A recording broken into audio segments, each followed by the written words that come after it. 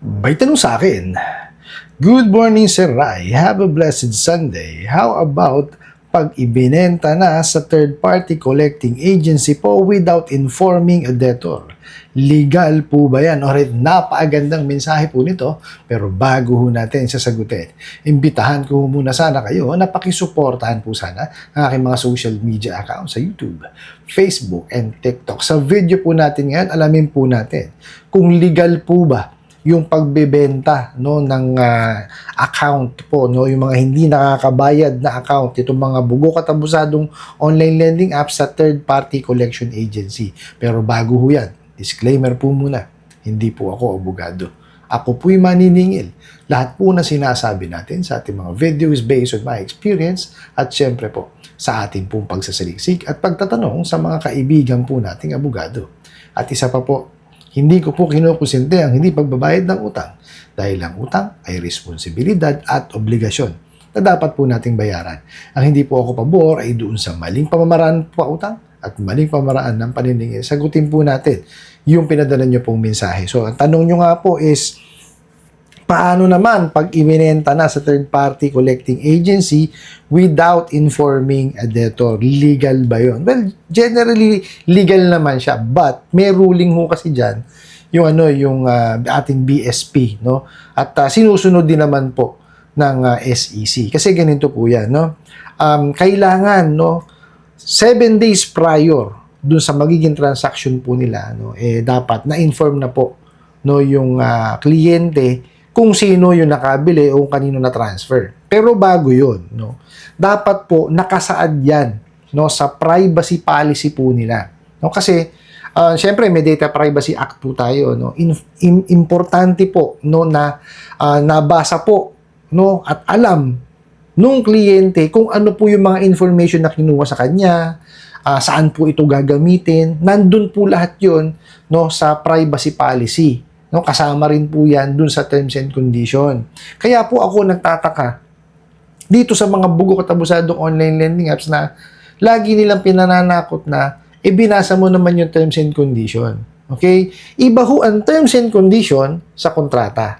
Sa terms and condition po, dyan po nakalagay yung mga definition of definition of terms nila, tsaka po yung loan term, tsaka yung term. Pero in general lang po siya. Hindi pa yan yung talagang eksaktong para sa iyo. Kumbaga nakalagay doon na meron kaming 1 month to pay, 2 months to pay, mga ganoon. Tapos ang amount na namin na pinauutang is ranging from 1,000 to 20,000. Yung mga ganoon po. Yung po ang nakalagay sa terms and condition. Now, yung sa contract po is syempre, yun po is naka-tailor fit na po sa inyo. Meaning, meron na po talagang amount na na-approve para sa inyo, meron ng termino na para sa inyo, meron ng nakasaad po na na interest rate, So iba po kasi talaga yung terms and condition saka sa contract. Okay, now mabalik tayo dun sa inyo pong pinadalang katanungan. Para po yan maging legitimate or maging legal, dapat po yan informed or alam nun pong nangutang na po pwede palang i-transfer yung kanyang account kung sakaling hindi siya makabayad or maibenta sa collection agency. Paano po yun? Okay, dapat po yan nakasaad doon sa privacy policy po nung OLA. Dapat yun nandun sa app nila. Kailangan nabasa yun. Pangalawa, there's a certain number of days, 7 days. 7 days prior na matransfer o maibenta yung account po nung hindi pa nakakabayad na kliyente ng mga bugok at abusadong online lending apps, dapat na-inform po sila na nagkaroon na po ng bilihan at matatransfer na po sa particular na collection agency na to or nabenta na sa particular na collection agency na to. For example po, through email or through SMS. Sabihin doon na, "Dear Boss Rai, unfortunately, we haven't managed to collect you, so that's why management decided to transfer / or sell your account to Boss Rai Collection Agency." Okay, so this is to formally introduce you and turn over your account to Boss Rai Collection Agency. Ganun po. No? Or pwede naman mas pagandahin pa nila. Di po ba? Pero ang importante ho is dapat alam nung kliyente na yung kanyang account ay nai-transfer na or naibenta na po sa third-party collection agency para po iwas lituhan. Okay? Kasi syempre, let's say for example, doormat. Doormat, kumbaga matagal na siya talagang hindi nakabayad. And nagdumating yung pera niya, so nagbayad ngayon siya. Using yung usual niyang ginagamit sa pagbabayad, yung kanyang reference number, nagbayad siya sa payment channel na ganito. Okay. So, sino ngayon naka-receive ng bayad? O, di po ba yung, yung OLA? O, naibenta na yun eh. So, nagkaroon ng lituhan. Di po ba? Kaya importante na nai-introduce po talaga, ipinakikilala. At bukod po, no, na yung OLA ay inintroduce yung, yung collection agency dun sa kliyente, dapat po yung collection agency, introduce din niya sarili niya. No, dun po sa nabili niyang account, dun sa kliyente. Okay? So, ganun din po, no, ako po si Boss Rai Collection Agency na ang nakabili po or nag-assume na sa responsibility sa inyong utang dito kay Boss Rai Lending. Ganun po, no? Maraming pamamaraan po ng diyan kung paano siya i-deliver. Pero ang importante po is alam. Dapat po alam. Now, eto po yan, no? Instead po na antayin natin maibenta, no? Makipag-coordinate tayo. But still, syempre, alam naman natin ang karakas nitong mga bugo katabusadong online lending apps na to. Diba? Ang alam lang yan is mangharas at mangwalang niya. Kaya nga hindi nakakasingil eh. Kaya nga po nangyayari, naibebenta or naitatransfer po no, yung account sa mga third-party collection agency. Now, eto po yan.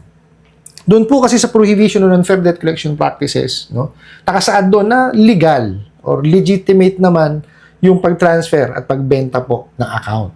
Kaya lang, no, nakalagay po kasi doon, no, kung gumawa po ng harassment, no, yung collection agency, ang mananagot po is yung nagpautang pa din. So, kaya nga importante, no, na alam po ninyo.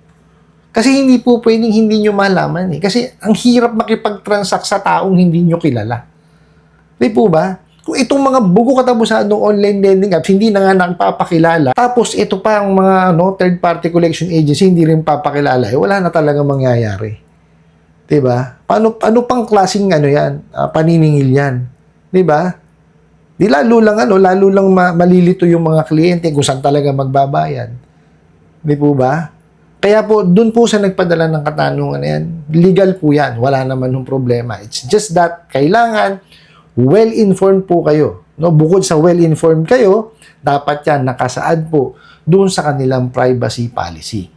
Okay po? Now, wag na natin paratingin pa sa dun sa mata-transfer pa. O pagka nakaipon kayo, bayaran nyo na lamang po. Ito tatandaan po ninyo. Pagka yan illegal, kung magkano lang po yung na-disburse, no, yun po ang bayaran po natin.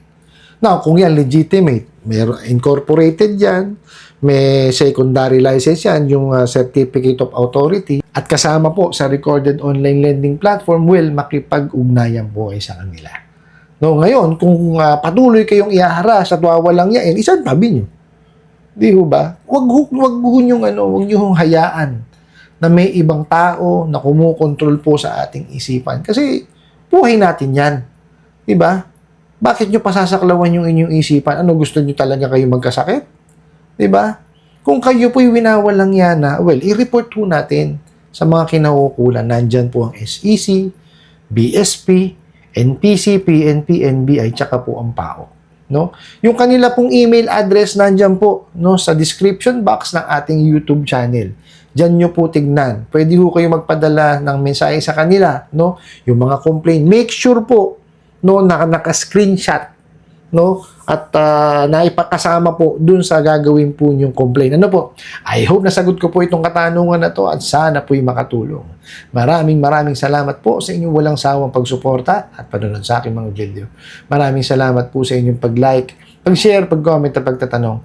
And kunin ko na rin po itong opportunity na to na imbitahan po sana kayo na pakisuportahan po sana ang aking mga social media accounts sa YouTube, Facebook, and TikTok. Hanggang sa muli po. Yun lang.